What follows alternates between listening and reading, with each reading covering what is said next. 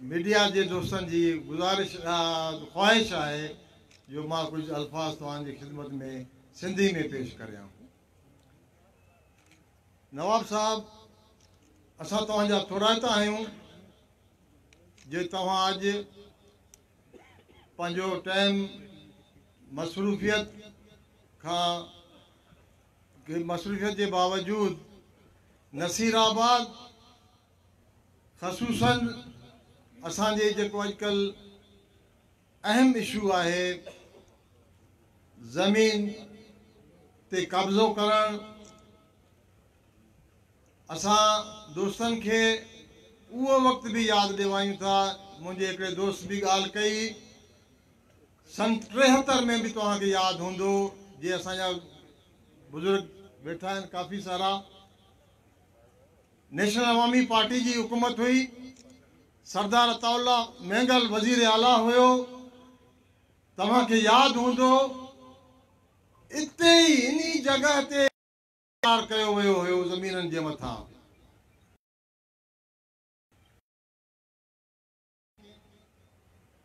बाग़ैरत वज़ीर आला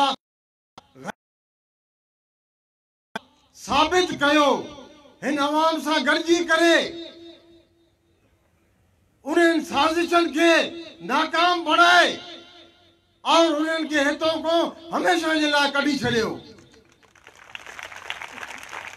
अज वरी वो साज़िश दोबारा साज़िश अज हिन नालायक हुकूमत की वजह को ही जेका हुकूमत आई है असां वटि जेका मौजूदा हुकूमत नालायक तरीन हुकूमत जैसे असांजे दोस्तन भी चयो ही सिलेक्टेड हुकूमत है। हिनी के जेको तव्हांखे ख़बर हुंदी अवाम तव्हां असांजे वोटन ते कोन आया आहिनि। असां अॻ में भी चयो जो बलूचिस्तान नेशनल पार्टी जंहिंजो सरबराह सरदार अताउल्लाह मेंगल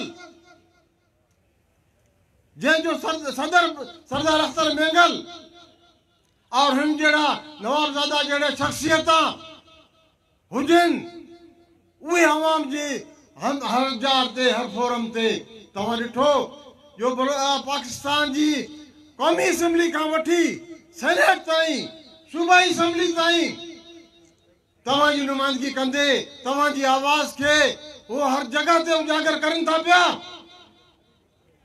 दोस्तों, ही असांजी गैरत जो सवाल है, ही असांजे रिज़्क़ जो सवाल है, ही असांजे बच्चन जे मुस्तक़बिल जो सवाल है। वो भुलन था पिया, वो ॾाढा पाण खे होशियार समझन था पिया जो हू अची करे हिन बाग़यूर अवाम की धरती ते कब्ज़ो कंदा। कॾहिं भी असां हिननि ते कब्ज़ो करण न छॾंदासीं। बलूचिस्तान नेशनल पार्टी उनजो हर वर्कर जेका शहीदन की पार्टी है हिन बलूचिस्तान धरती के लाए ही कब्जा माफिया सिर्फ नसीराबाद में ना आहिनि, ही नोशकी में आहिनि, ही ग्वादर में आहिनि, ही लसबेला की जमीन ते कब्जा करे रहिया आहिनि। असां हिननि खे बलूचिस्तान जे कुंड कुंड का करदासीं। ही पाण खे जेतिरो भी ताकतवर समझन लेकिन अवाम जे अॻियों ही कुछ भी ना आहिनि। लेकिन तव्हांखे मां हिकिड़ो अर्ज़ ज़रूर कंदुसि, मां पंहिंजे कायदीन जे साम्हूं तव्हांखे अर्ज़ कंदुसि, तव्हां सब गॾिजी करे मुतफ़िक़ थी करे यकजहती जो पैगाम गॾु थी करे इन से रंगी झंडे जे तले तव्हां गॾु थियो। तव्हां ॾिसो ताकि में असां शहीद थींदासीं मरदासीं पोइ तव्हांजा जेका आहिनि असां तव्हांखे चवंदासीं। दोस्तों, पंहिंजो हक़ पंहिंजी बनी ज़मीन पंहिंजी मां असां न कॾहिं भी कंहिंजे हवाले न कंदासीं। ही असांजी मां हुआ, ही असांजी धरती मां हुआ। असां इंशाअल्लाह पंहिंजी मां जे लाइ असांजो बच्चो तव्हां ॾिठो असांजी मैडम जेका है उहा भी तकरीर तव्हांजे साम्हूं करे उन भी जेको चयो तव्हां ॾिठो रोडनि ते असांजी नियाणी भी आहियूं। बाग़ैरत क़ौम असांजी नसीराबाद जी, बाग़ैरत क़ौम असांजी बलूचिस्तान जी। कॾहिं भी असांजी नियाणी पंहिंजूं ॿाहिरि न कढंदा आहियूं। लेकिन जॾहिं ज़रूरत पवंदी आहे त असां हुनजे लाइ पंहिंजी बच्चो बि पंहिंजी माउ बि पंहिंजी भेण बि हर माण्हू जेको आहे क़ुर्बानी लाइ तयारु थींदो आहे।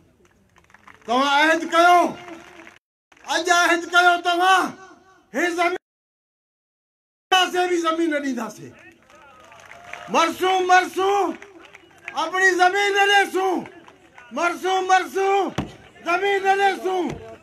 मां मेरा लगार न दियां इते परते न लगार थे ई मालिक कुर्ते न देहारना मोहम्मद जी धरती है मालिक मां बलोचिस्तान हर बच्चा बच्चा के से हम मालिक के मैं लगार है मां बाज न कुछ मैं निश्चित मैं संगत निश्चित बाज मेहरबानी शुभे शुभा बस हमेशा कि वाह शुआ के से बराए मेहरबानी कभी भी हम